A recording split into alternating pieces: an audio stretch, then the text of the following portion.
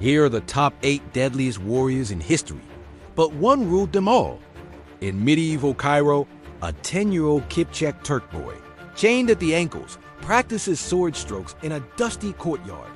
His instructor, a scarred Mamluk veteran, forces him to repeat cuts until his palms bleed. Detail: the bamboo rod strikes his back.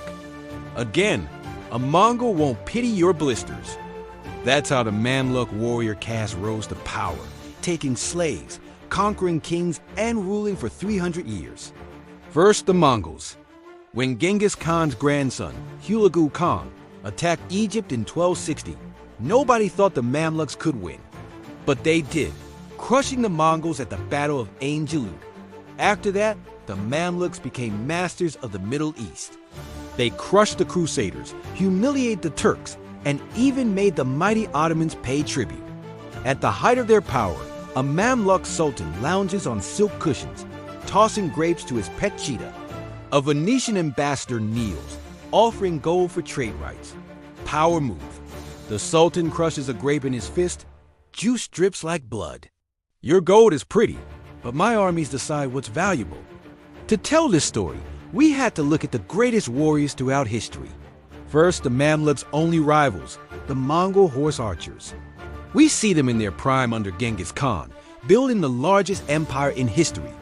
But later, their terror tactics turned Persian messengers, vomiting at the sight of a pyramid of skulls, each face frozen in a scream.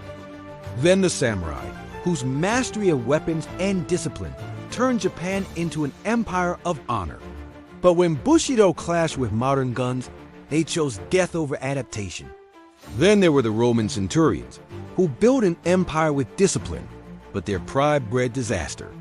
The Spartans, whose perfect soldiers couldn't beat 300. The Zulus, who rewrote the rules of war until the rules changed.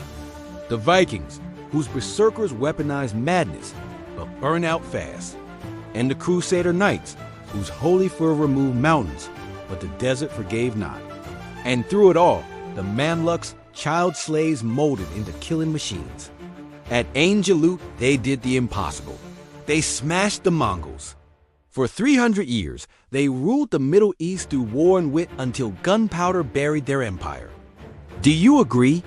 Comment your #1 warrior. But deep down, you know it's the Mamluks.